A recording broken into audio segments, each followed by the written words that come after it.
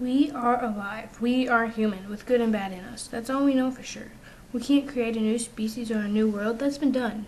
Now we have to live within those boundaries. What are our choices? We can despair and curse and change nothing. We can choose evil like our enemies have done and create a world based on hate. Or we can try to make things better. Carol Mattis, Daniel's story.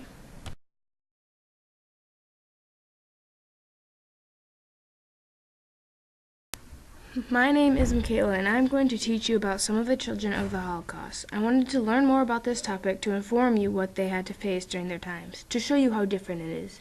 Some of the children didn't even have families. Many of them were left homeless. This is the time of the Holocaust where the children had bad times. Children were practically being ignored and weren't important. They were just getting killed everywhere. The Nazis took the lives of about 6 million children. Children were especially vulnerable in the area of the Holocaust. The Nazis supported killing children of unwanted or dangerous groups in agreement with their ethical views, either as part of the racial struggle or as a measure of defensive security. The Germans and the collaborators killed children both for these ethical reasons and in revenge for real or supposed biased attacks. Some Jewish children were forced to hide with their families in concealed closets, holes, or even sewers. Living under these conditions prevented children from experiencing their childhood because they had to stay quiet and still continuously for weeks or months. Some of these families received small amounts of food from people who know where they were hiding.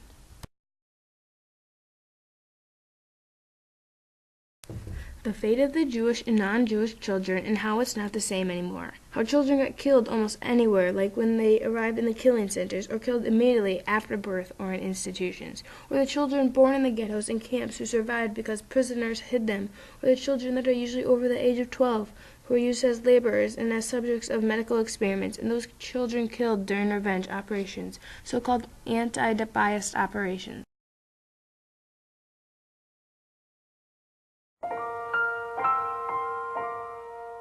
As we wandered through the night, we held on to each other in fright. Both of us carried on our back few belongings packed in a sack. While the whips snapped all around, only I heard her crying sound. I held her gently in my arm to protect her from any harm.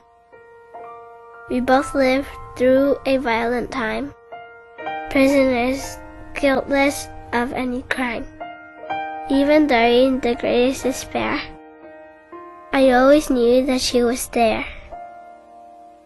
We calmed and soothed each other. She was the child, I was the mother. I felt safe when she was near. Losing her became my greatest fear.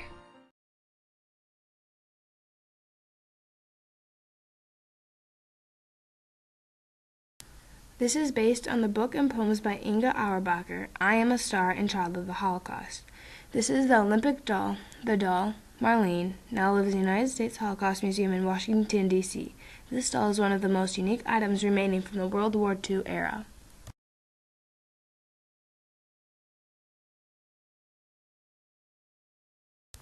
At first, Jewish and Gypsy children are restricted from going to school, and German children are taught that the Jews and Gypsies were racially inferior. One of the methods used to teach Gentile children about this inferiority was to have Jewish children come to the front of the classroom while the teacher pointed out their distinguishing features. Shortly, restrictions were placed on the Jews, and later they were forbidden to go to German schools at all.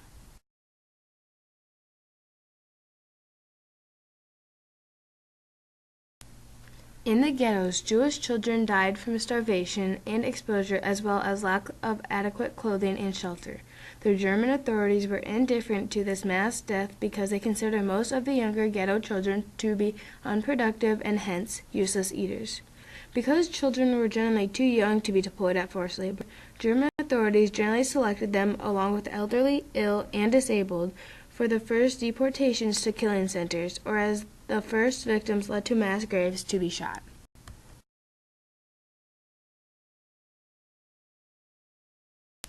Two young cousins shortly before they were smuggled out of the Kovno ghetto.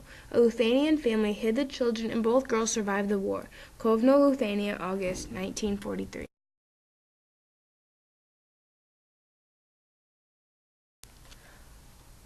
Upon arrival at killing centers, the camp authorities sent the majority of children directly to the gas chambers. Older children and young adults were kept for slave labor.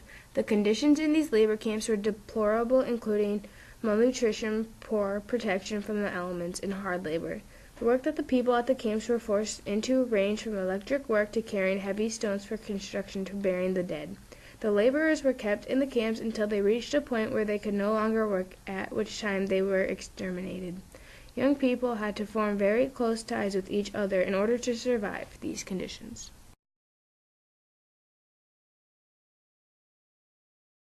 Soon after liberation, surviving children of the Auschwitz camp walk out of the children's barracks, Poland, after January 27, 1945.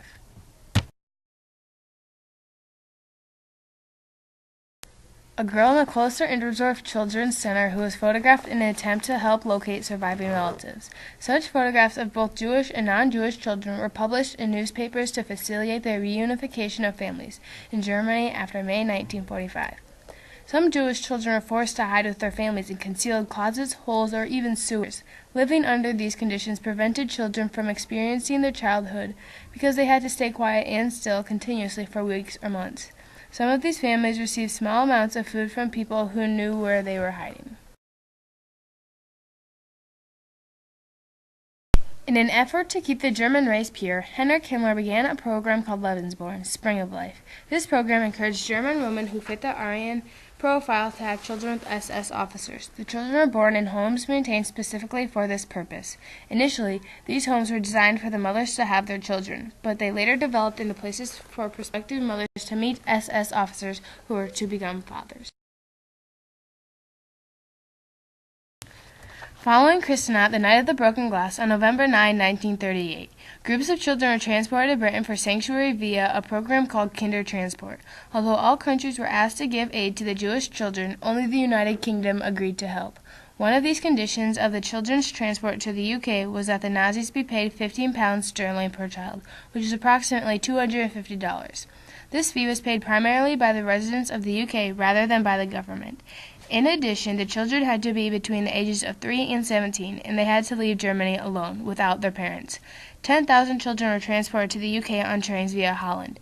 Only about 20% of these children were reunited with their families. The Nazi Party actively recruited German children to become part of the Hitler Youth. At first, the group was quite small, but once Hitler became Chancellor in 1933, the group began to grow.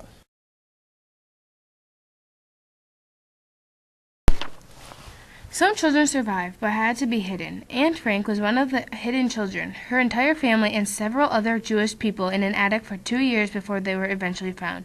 Anne, her sister, and their mother died in concentration camps. Her father was the only person in the attic who survived.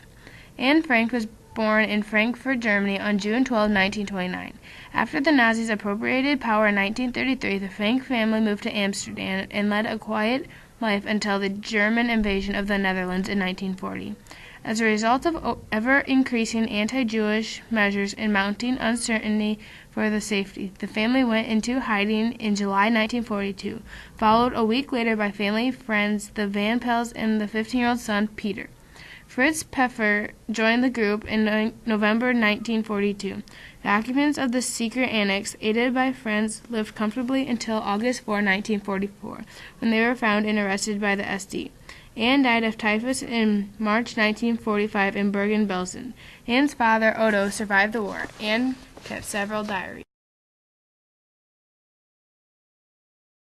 Some of the children didn't even have families. Many of them are left homeless. The ghettos were in horrible condition, which often risked their lives to smuggle food into their ghetto in order to help feed their families.